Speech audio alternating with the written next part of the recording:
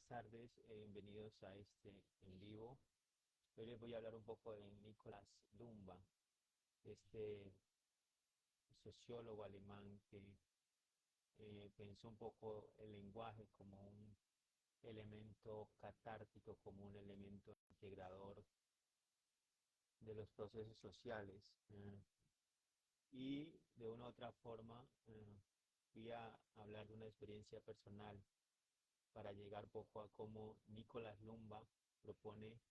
el lenguaje, propone la semiótica, es decir, la capacidad de crear signos como un elemento activo en la sociedad. Y el pensamiento marxista se diferencia un poco porque no propone la lucha de clase en el conflicto, sino la creación de estructuras simbólicas, representativas, que se llenen de valores, que se llenen de principios, que se llenen de ideales que de una u otra forma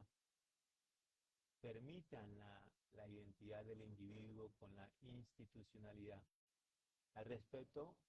pues les cuento una experiencia un poco, a mí que me gusta el tema de la literatura, el tema de escribir. Entonces, en ocasiones se tiene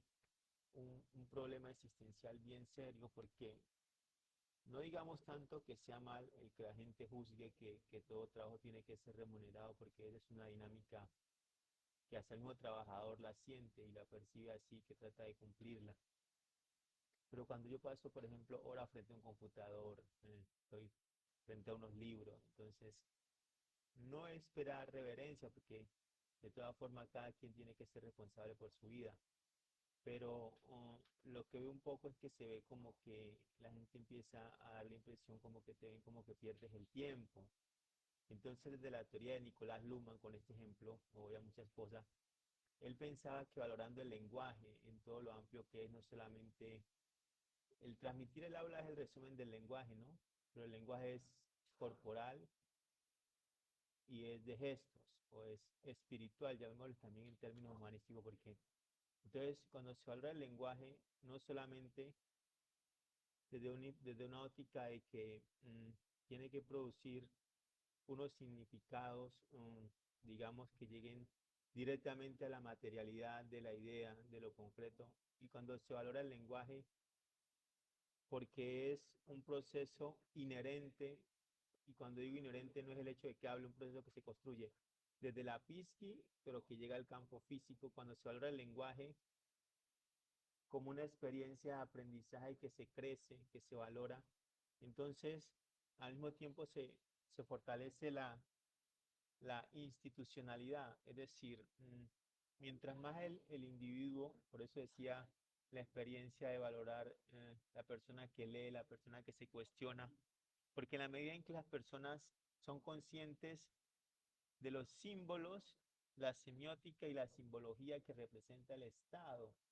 y el lenguaje lo ponemos a favor del Estado, a favor de las instituciones. Cuando ponemos a producir el lenguaje, no ya como un elemento que es muy interesante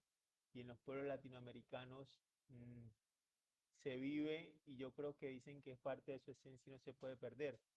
que es el lenguaje como un elemento catártico de las emociones personales y es casi universal. Pero si uno se pone a analizar qué importancia le damos al lenguaje, no tanto desde unas, qué importancia se llama el lenguaje, no tanto desde la concepción catártica o desde la concepción de solo que está el contenido, sino que le damos un significado que va mucho más allá del hecho de expresar, y empezamos a crear signos sociales, como decir, solo voy a poner un ejemplo, los festivales, las fiestas, todos esos son signos, ¿no? Son símbolos que están en la sociedad y que de una forma recogen ese lenguaje colectivo, pero a lo que yo me iba con el ejemplo de cuando se lee y cuando se ve como el intelectual, como el aburridor, como el pesado, como lo que propone Nicolás Lumba es valorar el lenguaje. Y entonces valorar el lenguaje, si yo me preguntara, por ejemplo, en la familia o en la casa o en el colegio o en los ambientes universitarios, ¿cuánto tiempo dentro de toda la expresión del lenguaje sacamos para reflexionar un tema, digámoslo así, de ciencia o un problema social o un problema existencial de la comunidad? ¿Cuánto tiempo se saca para reflexionar el tema? Coloquemos un tema muy sonado, el calentamiento global. ¿Cuánto tiempo se saca para tocar el problema de la economía? Entonces, somos latinos y en eso decimos, no, es que nosotros de una u otra forma eh, somos dados a la alegría, a la espontaneidad, pero ¿qué hacemos con el lenguaje? Como lo propone Nicolás Lumba, que esa semiótica tiene que estar viva y tiene que reproducir contenidos. ¿Cómo hacemos para que el lenguaje produzca y deje de ser solamente un elemento distractor o digamos entre comillas de relax? Entonces, desde la teoría de Nicolás Luhmann, lo que yo propongo es que se creen espacios para que el signo del lenguaje como creador de ciencia, como creador de contenido, empiece a fluir, empiece a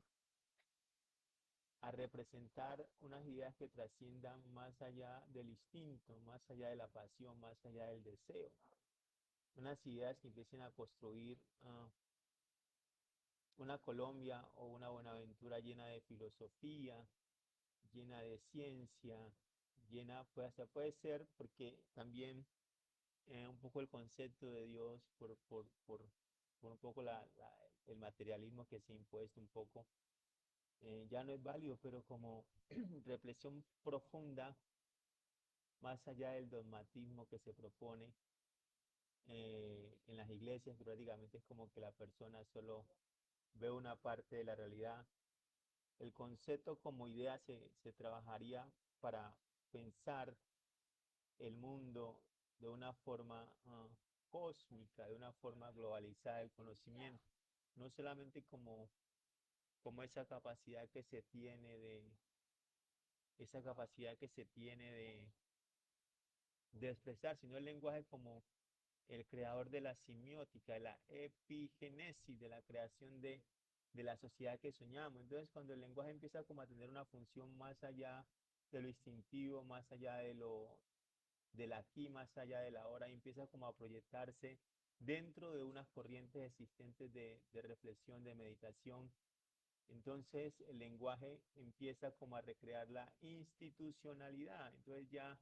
la gente empieza como a sentir que hay algo de mí que se refleja entre el sujeto y el objeto, institución y el sujeto ciudadano. Entonces ya el lenguaje toma vida. Lo que propone Nicolás Lumba en su teoría del lenguaje es en la teoría de la epigenesia de los sistemas, porque al igual que en la biología, un poco los animales reconocen unas normas establecidas de conducta y de comportamiento y eso se hace tan habitual por el lenguaje que ya los animales saben qué hacer antes de que aparezca el instinto para evitarlo. Entonces cuando el lenguaje supera estas barreras un poco ya solamente de lo instintivo, entonces el lenguaje se hace una vivencia que permite perpetuar la ciencia, permite perpetuar el conocimiento. Entonces la invitación en resumidas es hablar más de ciencia, más de filosofía, más aún de religión también puede ser, y hablar menos temas que solo expresan lo instintivo, pero que no permiten tener esa capacidad de reaccionar antes de que llegue el instinto y como predecir el lenguaje como lo pone Nicolás Lumba. Entonces yo les agradezco pues por escuchar esta pequeña meditación sobre la importancia del lenguaje como creador de contenido simbólico que